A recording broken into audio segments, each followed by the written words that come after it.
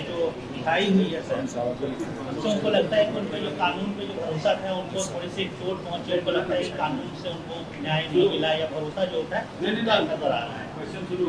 नहीं, उनको नहीं लगता, बल्कि पूरे देश में जो सच्चाई को और इंसाफ को मानते हैं उन सबको ये लगता है कि भाजपा की सरकार ने दोगलेपन की पॉलिसी को अपनाया है। भाजपा की सरकार एक्यूज को इनाम देती है और जिनको इंसाफ चाहिए उन पर जुल्म करती है।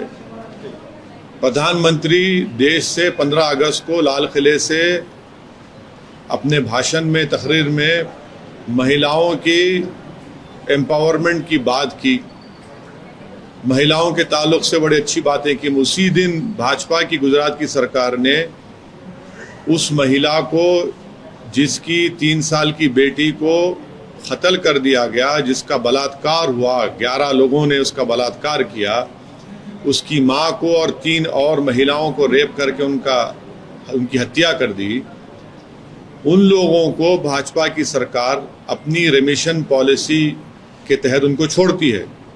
और सबसे तकलीफ दे, और देश को ये बात जब सुनेंगे तो देश हैरत होगी कि उस रेमिशन पॉलिसी की रिव्यू कमेटी में कौन था। एक का नाम था जनाब मुलचंदानी साहब, जो गोधरा के राइट्स में वो एक प्रोसिक्यूशन के विटनेस थे, और दूसरे उसमें बीजेपी भाजपा के 2 एमएलए थे। तो आप इनसे इंसाफ की कैसे उम्मीद रखते हैं? रिव्यू कमेटी के के लोग तो 22 लोग थे, भाजपा के एमएलए हैं, वो तो भाजपा ही हैं, तो वो तो करेंगे, इन लोगों की तायद करेंगे जो बिल्किस बानो का रेप किए, जो प्रेग्नेंट थी, वो तो उनके 22 ने दिखा दी अपना। तो रिव्यू कमेटी नहीं है बल्कि शैम कमेटी है ये तो। और गवर्नमेंट ऑफ इंडिया का एक सर्कुलर है कि 15 अगस्त के दिन उन लोगों को नहीं छोड़ना चाहिए जो रेप करते हैं, तो उसके खिलाफ भी भाजपा की गवर्नमेंट ने फैसला लिया। तीसरा, सीबीआई के इन्वेस्टिगेशन पर उन लोगों को सजा हुई। तो क्या गुजरात की भाजपा की सरकार ने सेंट्रल गवर्नमेंट से, ये मिनिस्टर ऑफ होम अफेयर से परमिशन लिया? कैसे भाजपा की सरकार किस मुंह से इस बात को कबूल करेगी कि एक महिला का जिसका रेप किया गया था, जिसकी बेटी को 3.5 साल की बच्ची का रेप कर दिया, मर्डर कर दिया गया, उसके परिवार के 4 और महिलाओं का रेप करके मर्डर हुआ, उसको छोड़, उन लोगों को, आरोपियों को छोड़ देते हैं आप, और उनको फूल बरसाया जा रहा है। और उसमें जो शख्स उनके साथ फूल उनको पिना रहा है, उसमें तो एक कन्विक्टेड प्रिजनर है ख्वाजा अजमेरी के बम ब्लास्ट का, जो बाहर है अभी।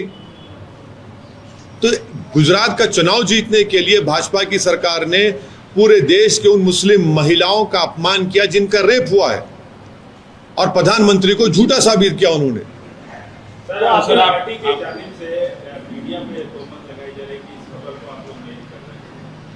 कहाँ किए? जब आपने 2 दिन पहले हमसे इंटरव्यू लिया, आपके चैनलों ने चलाया उसको, बताइए कितने चैनलों ने चलाया, बताइए क्यों आप लोग खामोश हैं?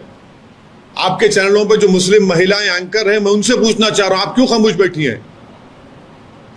आप तो महिला है ना, आप तो हमसे ज्यादा तकलीफ समझ सकती हैं उस बिल्किस बानो की।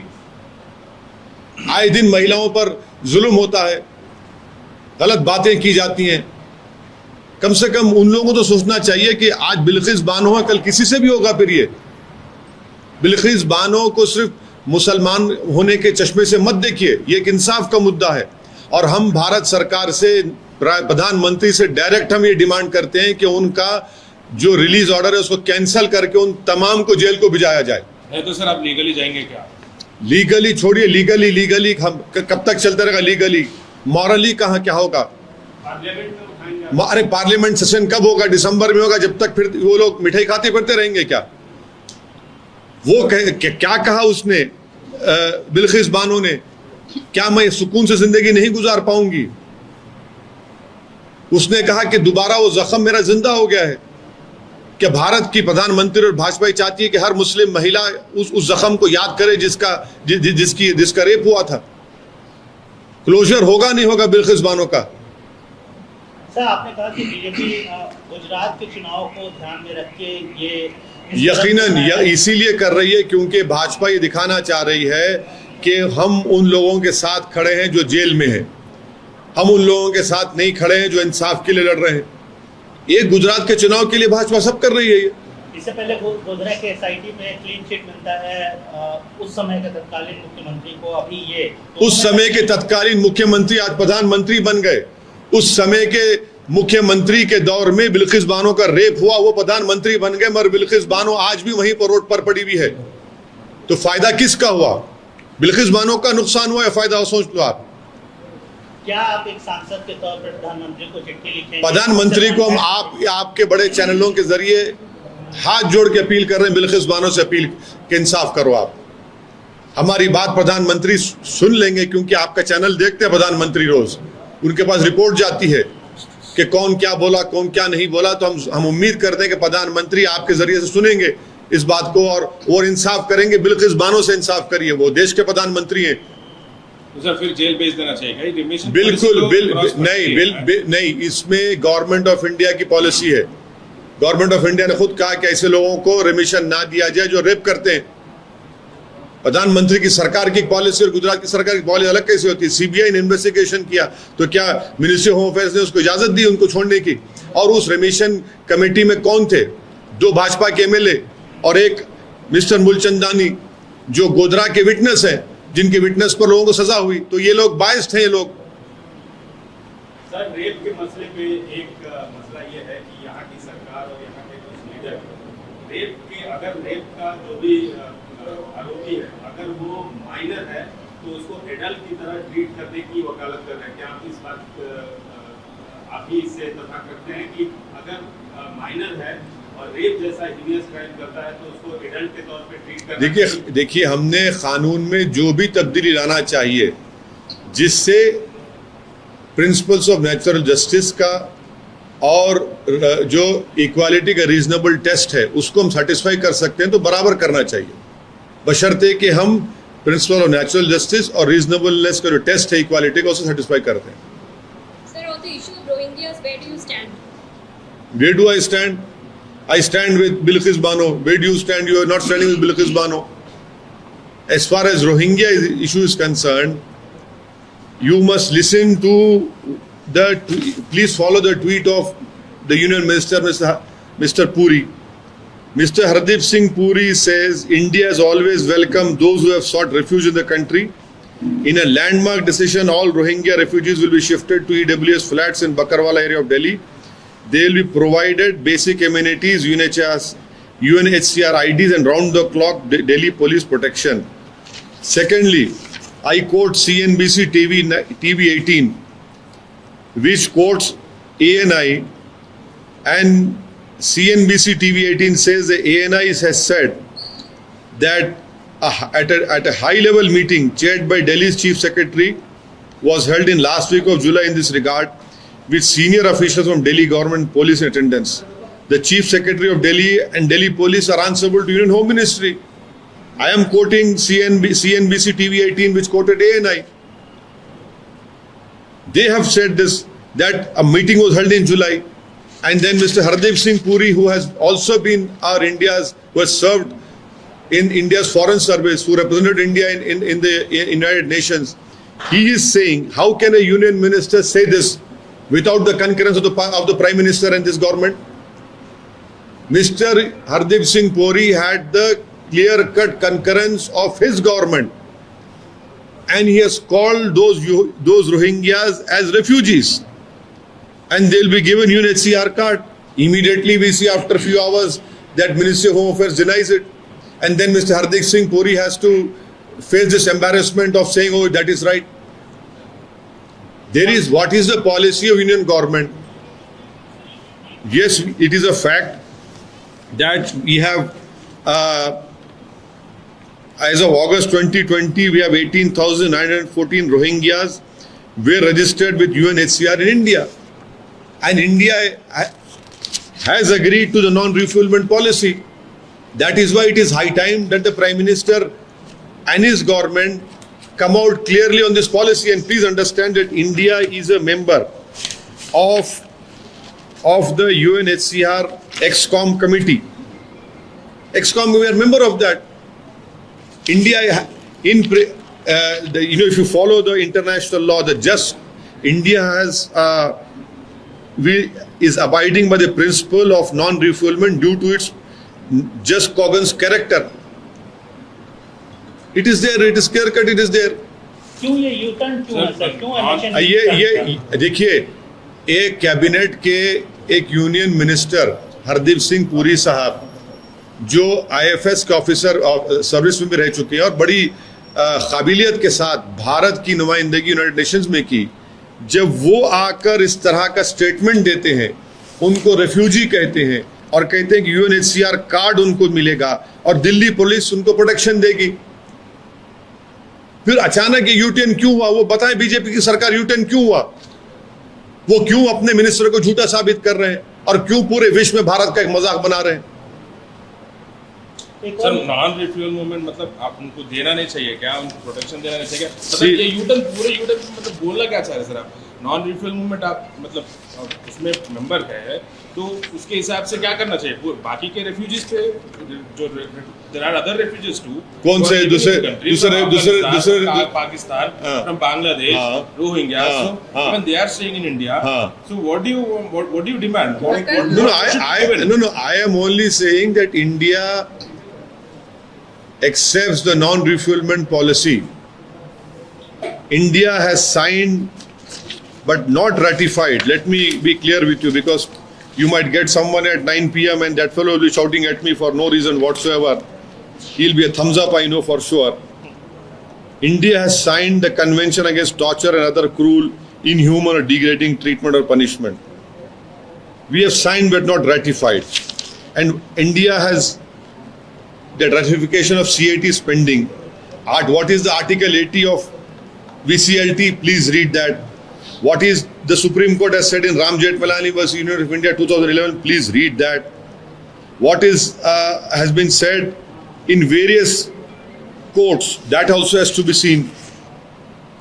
आपके हिसाब से आपका क्या स्टैंड है? यूनिफॉर्म पॉलिसी होनी चाहिए या फिर रोहिंग्यास जो कि हमेशा एक कंट्रोवर्शियल मुद्दा रहा है देश के सिक्योरिटी को लेकर के भी, तो उनको अलग तरीके से देखना चाहिए? देखिए, India has been on the executive committee of the UNHCR in Geneva since 1995 है ना, हम लोग है ना, तो फिर ये सरकार को तय करना चाहिए. जस्ट कोगन्स है, हम मानते हैं उस बात को, हम मेंबर हैं एस्कॉन के, भारत मेंबर है. रोहिंग्यास के साथ क्या करना चाहिए? अरे आप सरकार बताए क्या करना चाह रही है? सरकार बताए ना सर, क्या बताइए, क्या करिए सरकार? आप लोग सरकार की मालिश मत करिए. सरकार यूटर्न ले ली सर. अरे क्या यूटर्न ले रहे? एक मंत्री उनको रेफ्यूजी कहता है, एक मंत्री कहता है कि UNHCR कार्ड मिलेंगे, दिल्ली पुलिस उनकी मदद करेगी, उनको घर दिए जाएंगे, तो क्या वो बगैर प्रधानमंत्री से पूछ कर सकता है? कोई हिम्मत कर सकता है क्या? प्रधानमंत्री बगैर प्रधानमंत्री से पूछे हरदीप सिंह पुरी की इतनी हिम्मत कि वो स्टेटमेंट दे दें? मजाक कर रहे हैं वो लोग. किसके दबाव में सर यूटर्न लिया फिर सरकार ने? कौन है वो शक्ति जो सरकार को यूटर्न लेने के लिए मजबूर कर? नहीं मालूम. प्रधानमंत्री किससे डर गए हमको नहीं मालूम. ये अचानक ये इनविजिबल हाथ किसका है नहीं मालूम हमको. ये इनविजिबल हाथ किसका है? दिल्ली में बहुत टाइम बिताते हैं सर, आपको पता होगा. नहीं, ये गायबी हाथ किसका है जिससे प्रधानमंत्री डर गए? क्या एक बात हमको बताइए, क्या आप लोग बगैर अपने एडिटर को पूछे को रिपोर्ट फाइल कर सकते? कर सकते हैं, चला सकते.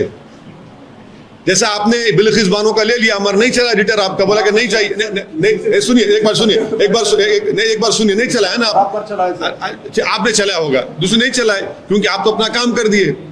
यहां पर भी ऐसी हो गया. सर एक और बहुत इंपॉर्टेंट मुद्दा है सर, कश्मीर घाटी में असेंबली चुनावों में बाहरी लोग भी मतदान कर सकते हैं. फारूक अब्दुल्ला साहब ने ऑल पार्टी मीटिंग उस पर बुलाई है, आपका क्या व्यू पॉइंट? मैं भारत सरकार से पूछना चाह रहा हूं कि पिल्लई साहब कौन थे? भारत के होम सेक्रेटरी थे. AP शाह कौन थे? जज थे. निरुपमा राव कौन थे? फॉरेन सेक्रेटरी थी. उनकी रिपोर्ट पढ़ी है ना? भारत सरकार पढ़ती क्यों नहीं उनकी रिपोर्ट? वो छोड़ दीजिए, अभी लेटेस्ट रिपोर्ट कह रहा हूं आपको, पटगांवकर साहब की पुरानी रिपोर्ट है, लेटेस्ट रिपोर्ट है. उसमें क्या कहा गया? उसमें 52 पेजेस रिपोर्ट है, पढ़े भारत सरकार और आप टिप्पणी करें उसके ऊपर. कश्मीरी पंडित क्यों मारे जा रहे हैं हमको बताइए, इसका जिम्मेदार कौन है? क्यों कश्मीरी पंडित भागना चाहते हैं कश्मीर से? इसका जिम्मेदार कौन है? इसका जिम्मेदार भारत सरकार और वहां के एलजी हैं। आप कश्मीर फाइल्स बना दिए और बनाकर कश्मीरी पंडितों को वल्नरेबल कर दिया आपने। वहां पर पिक्चर का प्रमोशन किया मगर आपने कश्मीरियों को जान नहीं बचा पा रहे हैं। आपने कश्मीरी पंडित के नाम पर रोड तो ले लिया मगर उनको आप हिफाजत नहीं कर पा रहे उनकी। कौन जिम्मेदार है उसका? और आपने जो डिलिमिटेशन करा वो जेरीमैंडरिंग है, वो जेरीमैंडरिंग है वो। आपका कहना है सर कश्मीर फाइल की वजह से इस तरीके के वारदात ज्यादा बढ़े हैं? कश्मीर फाइल आपने इतना बनाया, इतना बनाकर पेश किया। भाई थिएटर में जब लोग कश्मीर फाइल देख रहे थे तो क्या भाजपा के लोग नारे नहीं लगा रहे थे? क्या मोहब्बत के नारे लगा रहे थे कि फूल बरसाओ भारत? किसके ऊपर नफरत के नारे लगा रहे थे? क्या इसका असर नहीं पड़ता है वादी में? ये सरकार हर चीज को एक इशू की तरह देखती है, हेडलाइन मैनेजमेंट की तरह देखती है, मगर इसका देखती नहीं उसको ग्राउंड पे कितना बड़ा इंपैक्ट पड़ रहा है। सर लेकिन ऑस्कर में भेजने की बात हो रही है कश्मीर फाइल, ऑस्कर में भेजने की बात हो रही है कश्मीर फाइल। कश्मीर फाइल्स में क्या गलत था? उसको देख के डरने की क्या जरूरत है? डरने की बात नहीं, नफरत की बात है उसमें। एक समुदाय के खिलाफ आप नफरत के नारे लगा रहे हैं थिएटर में, अच्छी बात है वो। आपको पसंद है बात वो? नहीं सुनिए, आपको नहीं, पिक्चर देखकर जो नारे लगाए जा रहे थे वो क्या था? वो आपने कश्मीरी पंडितों को पिक्चर के लिए इस्तेमाल किया मगर वोट के लिए इस्तेमाल किया, मगर आप जान की बात नहीं कर रहे। बनाइए उनकी मौत पर पिक्चर बनाइए, दोबारा बनाइए। क्यों मर रहे हैं कश्मीरी पंडित कश्मीर में? कौन जिम्मेदार है उसका? आपने कश्मीर की पॉलिटिक्स को पूरा खत्म कर दिया। कश्मीर की पॉलिटिक्स कहां है बताइए? कौन पॉलिटिक्स कर रहा है कश्मीर की? सरकार और एलजी को दोषी ठहरा है। एलजी तो अधिक है लेकिन कश्मीरी पंडितों की हत्या तो कब से होती है? आंकड़े देख लीजिए, प्रधानमंत्री मोदी के जमाने में और मनमोहन सिंह के जमाने में। बताइए आंकड़े चलाइए, आप, मैं झूठ बोल रहा हूं तो चलाइए आंकड़े दिखाइए। आपने मुद्दा बनाया ना इसको पिक्चर बनाकर, आपने अपने प्यारों से। की वजह से तो किलिंग्स नहीं हो रही है ना सर? एक वजह वो भी है, मिस गवर्नेंस है, गलती है, पिक्चर भी एक वजह है। आपने कश्मीरी पंडितों को उनके नाम पे दूसरे प्रदेशों में वोट लिया। 370 हटाकर आपने क्या कहा था? भाजपा ने क्या कहा था? सब खत्म हो गया। क्या खत्म हुआ? अभी भी पाकिस्तान से टेररिस्ट आ रहे हैं, पड़ोसी मुल्क से। मार रहे ना सर, बहुत लोगों को मारा। हाँ तो आ रहे तो रहे हैं ना। माशाल्लाह, आपका शुक्रिया अदा करता हूं, आपने मुझे सच साबित कर दिया। मार तो रहे। अरे नहीं, आ रहे हैं ना। आ रहे हैं तो कैसे आ रहे हैं? आप आने दे रहे हैं क्या उनको? एक और इशू है सर, जहाँ पर ये एक नारेबाजी हुई, आप गुजर रहे थे, उसके खिलाफ नारेबाजी हुई आपके सामने, आपके खिलाफ 15 अगस्त के दिन, उस पर आप क्या रिएक्ट करेंगे? भाजपा वाले बोले, भाजपा वाले बोले। उनका कहना है, सुनिए, भाजपाइयों को जानना चाहिए कि जब मौलाना अबुल कलाम आजाद जिन्ना के खिलाफ खड़े हुए थे तो जिन्ना की सोच रखने वाले मौलाना अबुल कलाम आजाद गद्दार कहते थे। आज वही जिन्ना की सोच वाले हमको गद्दार कह रहे हैं। समझे ना आप?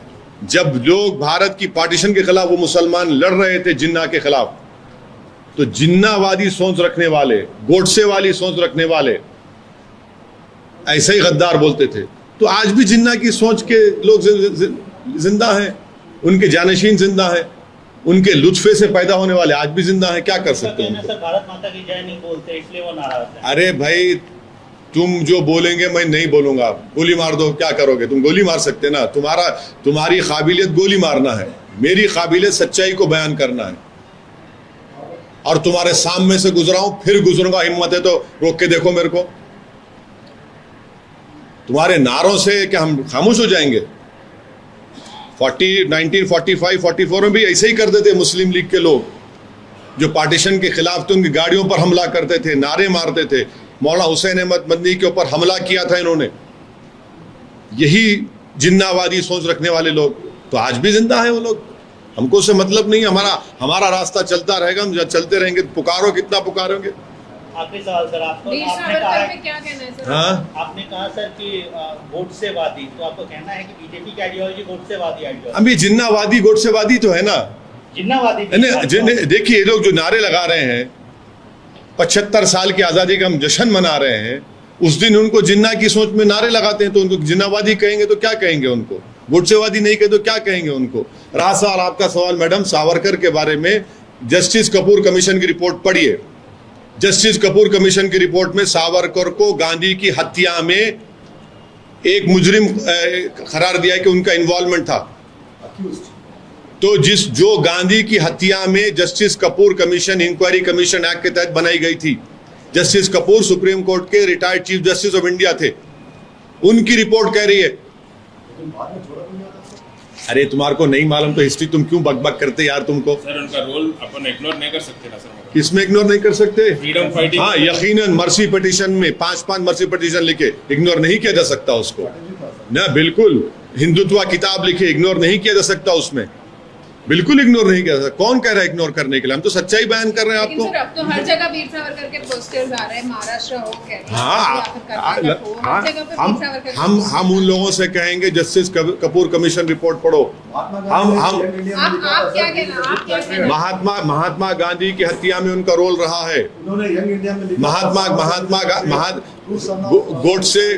गोडसे सावरकर से मिलकर महात्मा गांधी की हत्या करने दिल्ली गया था, ऊपर गया था, घर के ऊपर, किताब में लिखा हुआ है, फैक्ट है।